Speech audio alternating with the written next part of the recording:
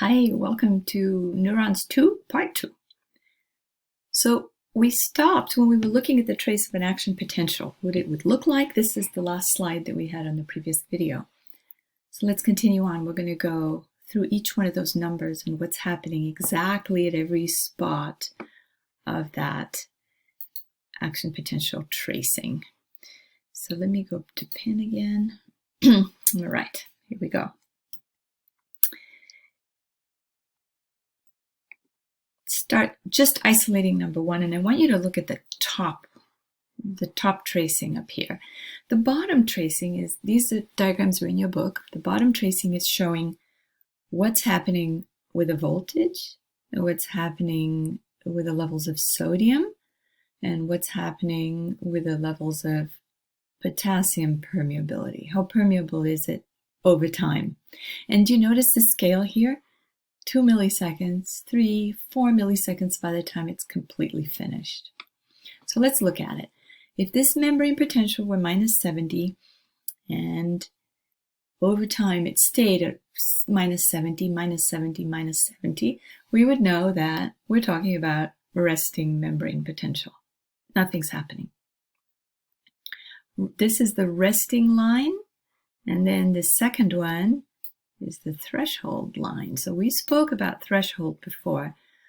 Threshold is there enough incoming sensory input to actually create an action potential? So if the mosquito landed on you and you didn't feel it, you might not reach threshold.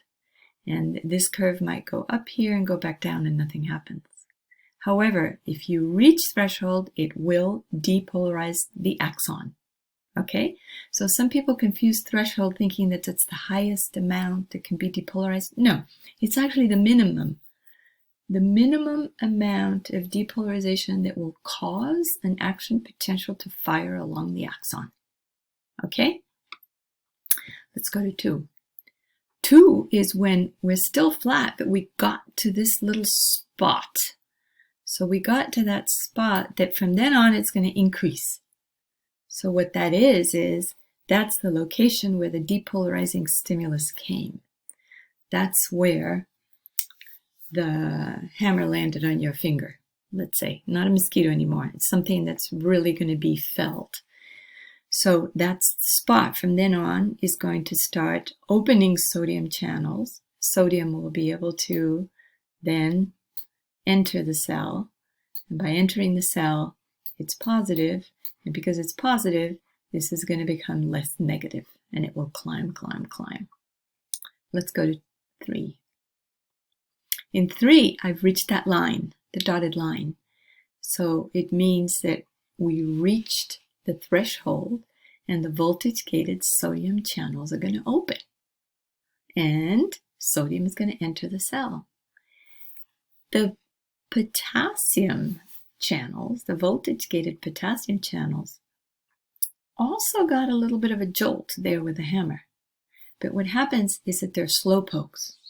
They're slow, so they really haven't done a whole lot. So if you look down here, they too were hit, but it's going to take them a long time to do their thing.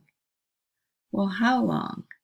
When we put it all in one tracing like this, we kind of remember, make that line down the middle. And most of what happens here to the left of the line is the effect of sodium. Most of what happens here to the right of the line is the effect of potassium. But for now, we're on 3 still.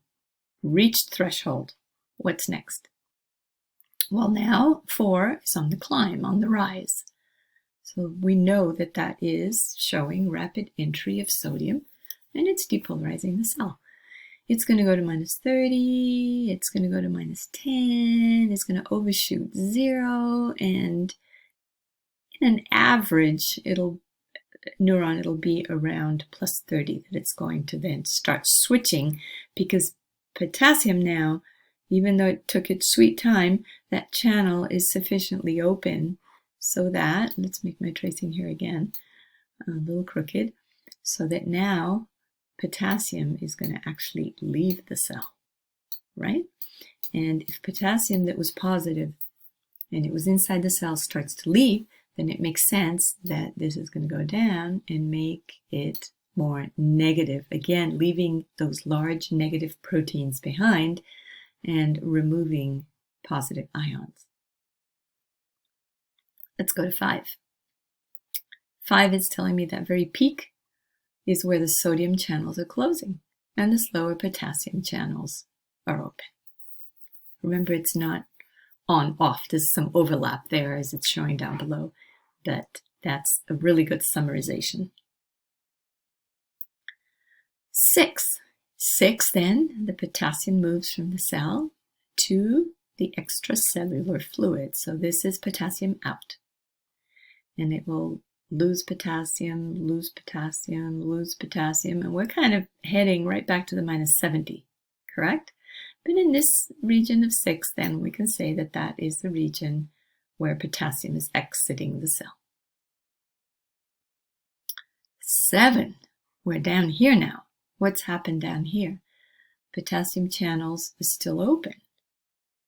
And too much potassium is leaving that cell. And if too much of it, I'm going below this original line, meaning I hyperpolarize the membrane.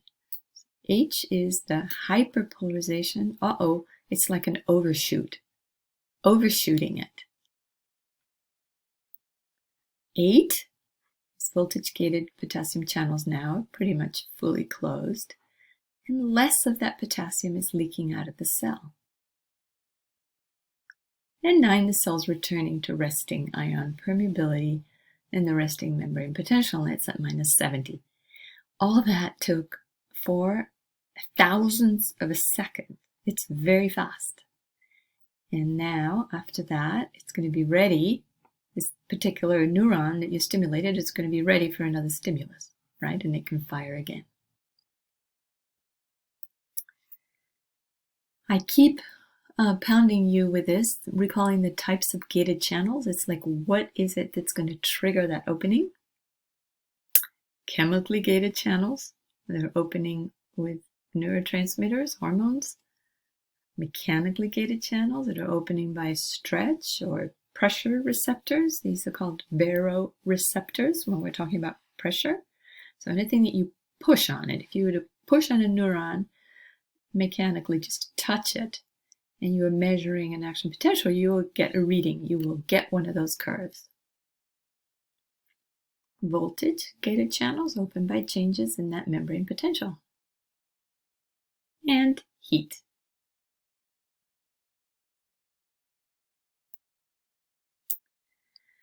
Four types of ions are important to these membranes in neurons. The sodium is positive and it depolarizes the membrane. The potassium that we talked about that repolarizes the membrane, also positive. And chlorine channels that are negative and they hyperpolarize the membrane.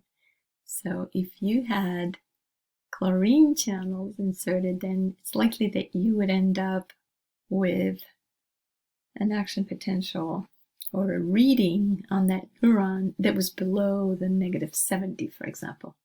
It's very interesting in things like anesthesia. Some of the anesthesias work that way by opening these channels.